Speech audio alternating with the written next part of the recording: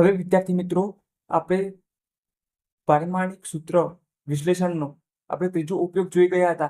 ભૌતિક રાશિનો અન્ય ભૌતિક રાશિ સાથે શું સંબંધ છે તેનો આપણે એક એક્ઝામ્પલ પણ જોયો હતો, જેમાં ઉષ્માનો IRT સાથે સંબંધ જોયો હતો. ઉષ્મા H is equal to H નો IRT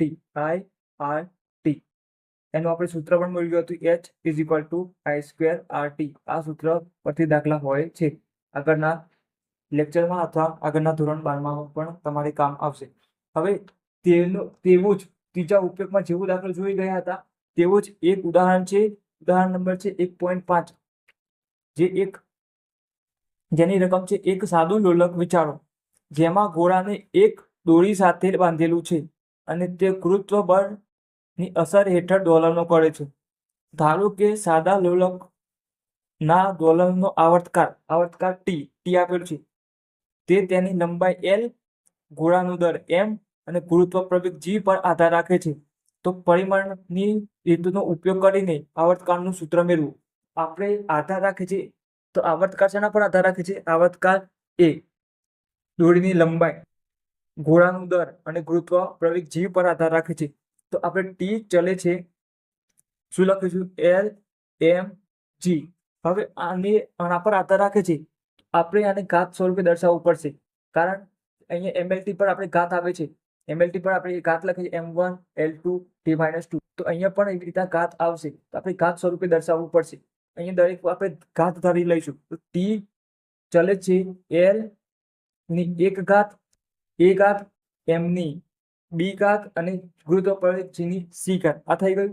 હવે ચલે છે કાઢીએ એટલે શું થાય? કે અચળાંક મૂકવો પડે. તો અહીંયા L a m b g ની c ઘાત. આ થઈ ગયું. હવે દરેકના આપણે શું કરવું પડશે? પારિમાણિક સૂત્રો લખવા પડશે. તો t નું પારિમાણિક સૂત્ર શું છે? t નું જોઈએ, ફક્ત t નું. તો દર નથી, લંબાઈ નથી, એટલે અંતર નથી, ખાલી સમય છે. તો t ની 1 ઘાત આવશે t માટે ફક્ત. હવે આ શું છે? લંબાઈ છે L. સ્મોલ k નું પારિમાણિક સૂત્ર નહીં આવે. L માટે શું આવશે? L માટે તો L1 લંબાઈ છે ખાલી. દર માટે શું આવશે? ફક્ત દર જ આવશે, m1. આ થઈ ગઈ. હવે g ગુરુત્વ પ્રવેગ છે g. તો g ઉપર શું આવે? પ્રવેગ, અંતર ભાગ્યા સમય સ્ક્વેર. પ્રવેગ એટલે અંતર ભાગ્યા સમય એટલે વેગ ભાગ્યા સૂત્ર શું છે પ્રવેગનું? વેગ ભાગ્યા સમય. એક ઓલરેડી સમય છે અને અંતર ભાગ્યા સમય, તો નીચે સમય સ્ક્વેર, અંતર ભાગ્યા સમય સ્ક્વેર. તો શું આવશે? L1 ની નીચે t2 આવશે, ઉપર આવશે એટલે શું થઈ જશે? t-2. આ શાનું સમીકરણ મળ્યું? ગુરુત્વ પ્રવેગનું, L1 t-2. હવે અહીંયા જે સમીકરણ મળ્યું, સમીકરણ આપણે 1 નંબર આપી દઈએ. તે આપણે શું કરવાનું છે? કિંમતો મૂકી દેવાની છે ફક્ત. તો અહીંયા ડાબી બાજુ કિંમત મૂકીશું. સમીકરણ 1 ની ડાબી બાજુ આવતું છે ડાબી બાજુ, જમણી બાજુ ફરી જમણી બાજુ. અહીંયા ડાબી બાજુ શાની કિંમતો છે? અહીંયા ખાલી t1 જ છે, એટલે અહીંયા m1 ની કિંમતો 0 છે. 0 એટલે ઘાત 0 છે. તો અહીંયા t is equal two k L a m b g ઉપર c ઘાત. તો t ની કિંમત શું છે? m ઉપર 0 ઘાત. અહીંયા 1 ઘાત છે, m ની 0 ઘાત છે, L ની પણ 0 ઘાત છે. t ની કેટલી ઘાત છે? 1 ઘાત છે. t ની 1 ઘાત છે. t ની 1 ઘાત. આ થઈ ગયું. k ની ઘાત નથી, તો k એમની બદલે લખી દેવાનું છે.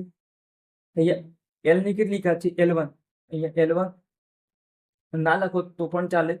તો અહીંયા L1 ઉપર 1 ઘાત છે a, m ઉપર m ની 1 ઘાત, એના ઉપર b. ગુરુત્વ પ્રવેગ g નું કેટલી કિંમત છે? L1 t-2, એના ઉપર c ઘાત. હવે m0 L0 t ઉપર 1 ઘાત. તો k અહીંયા ગુણાકાર થઈ જાય, તો L ઉપર કેટલી ઘાત થઈ જાય? 1 ગુણ્યા a. તો a અહીંયા m ઉપર 1 ગુણ્યા b, તો m ઉપર b ઘાત. અહીંયા L, આ બંને L અને t બે છે, એના ઉપર c ઘાત છે. તો આના ઉપર c ઘાત થાય, આના ઉપર c ઘાત થાય. L ની c ઘાત અહીંયા -2 થી, તો અહીંયા શું થશે? t-2c. આ થઈ ગઈ. હવે L નજીક આધાર સમાન, તો ઘાતનો શું થાય? સરવાળો. અહીંયા k, અહીંયા L a અને L c નજીક લાવી દીધું. અહીંયા mb t-2c. આ થઈ ગયું. હવે k L અહીંયા 2 છે, L આધાર સમાન, અહીંયા ગુણાકાર છે, તો a plus c. L ની શું થશે? a plus c એમ ઉપર શું થશે, એલ ઉપર a પ્લસ સી, એમ ઉપર શું છે બી કા ટી માઇનસ 2c. અહીંયા આપણે લખી દઈએ m0 l0 ટી ની 1 ઘાત. આ થઈ ગયું. હવે એમ સરખાવવાનું.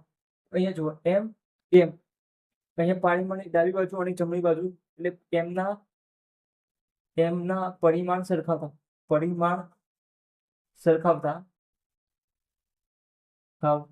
તો અહીંયા ડાબી બાજુ m0, જમણી બાજુ mb.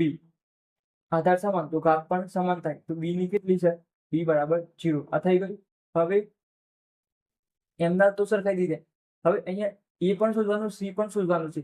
તો અહીંયા એ ની કિંમત નથી આપેલી અથવા સી ની પણ કિંમત મળવાની નથી. અહીંયા જુઓ L0 દર્શાવી દઈશું, L0 દર્શાવી દઈશું. તો A is equal two A plus she is equal two 0 થશે. પણ એકની કિંમત ખબર હોવી જોઈએ. તો અહીંયા જો ટી અને સી આ બે, અહીંયાથી તમારે સી ની કિંમત મળી જશે. તો આપણે પહેલા ટી ને સરખાવશું. તો ટી ના પરિમાણ સરખાવતા તો શું થશે, ટી ઉપર 1 ઘાત બરાબર ટી માઇનસ 2c. તો ટી સમાન તો 1 is equal two minus 2c. C ને કરતા બનાવો તો માઇનસ 2 બાજુ આવી જાય. સી ઇઝ ઇક્વલ ટુ શું થઈ જાય, માઇનસ 1/2 થઈ જાય.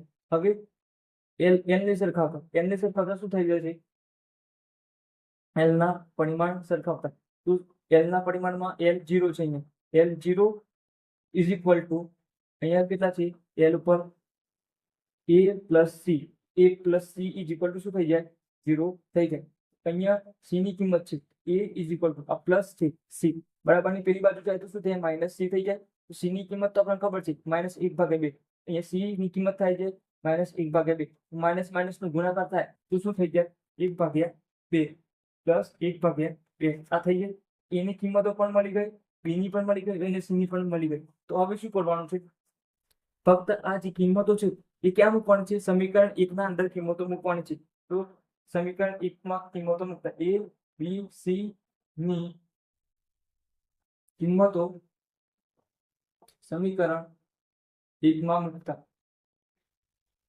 તો અહીંયા શું છે, t is equal two k l a m b g c.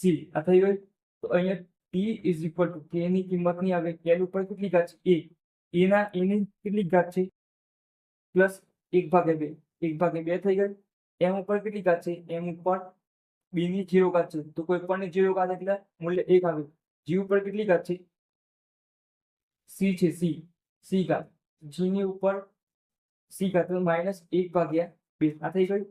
t is equal two k l ની 2 ઘાત 1/2 ઘાત. અહીંયા m0 ની 0 ઘાત એટલે એનું મૂલ્ય કેટલું થાય, કોઈ પણ ની 0 ઘાત એટલે 1 થાય. હવે g માઇનસ 1/2 છે, 1/2. તો આ 1/2 છે ને તમે છેદમાં રાખી દો તો પ્લસ 1/2 થઈ જાય. g 1/2 થઈ ગયું, પ્લસ થઈ ગયું માઇનસ. હવે અહીંયા 1 તો ના લખો ચાલો. t is equal two k અહીંયા l ઉપર 1/2 ઘાત અને g ઉપર 1/2 ઘાત. તો 1/2 ઘાત હોય તો એને અંડરરૂટ કહેવાય. અંડરરૂટ ને શું કહેવાય, 1/2 ઘાત. તમે 4 નો 3 નો 9 નું વર્ગમૂળ કાઢ્યું હશે, વર્ગમૂળ. તો 9 નું આ શું કહેવાય, વર્ગમૂળ ને આ રીતના પણ લખી શકાય, 9/9 ને ઉપર 1/2 ઘાત અથવા વર્ગમૂળ લખો તો પણ ચાલે. તો જ્યારે 1/2 ઘાત આવી તો આપણે વર્ગમૂળ લખી શકીએ. અહીંયા જુઓ હવે આ l છે તો 1/2 ઘાત છે, અહીંયા વર્ગમૂળ લખી શકીએ l. અહીંયા સેમ ટુ સેમ g ઉપર છે, અહીંયા પણ આપણે વર્ગમૂળ લખી શકીએ, g ઉપર પણ વર્ગમૂળ છે. આ થઈ ગયું. હવે અહીંયા t is equal two k, અહીંયા આ l ઉપર વર્ગમૂળ છે અને g ઉપર વર્ગમૂળ છે, અંશ અને છેદ બંનેને એક વર્ગમૂળ તમે આપી શકો છો, l/g. આ થઈ ગયું. અહીં k ની કિંમત છે 2π અંડરરૂટ l/g. અને આ જે 2π છે એ અચળાંક છે. શું છે, અચળાંક. k ઇઝ ઇક્વલ ટુ 2π અચળાંક, જે પ્રયોગો પરથી મળેલું છે. તો આપણું સૂત્ર જે મળી ગયું, t l m અને g ઉપર આધાર રાખતું આપણે સૂત્ર શોધવાનું હતું. તે સૂત્ર છે t is equal to 2π under root l/g. તો આ પણ સૂત્ર યાદ રાખવાનું છે.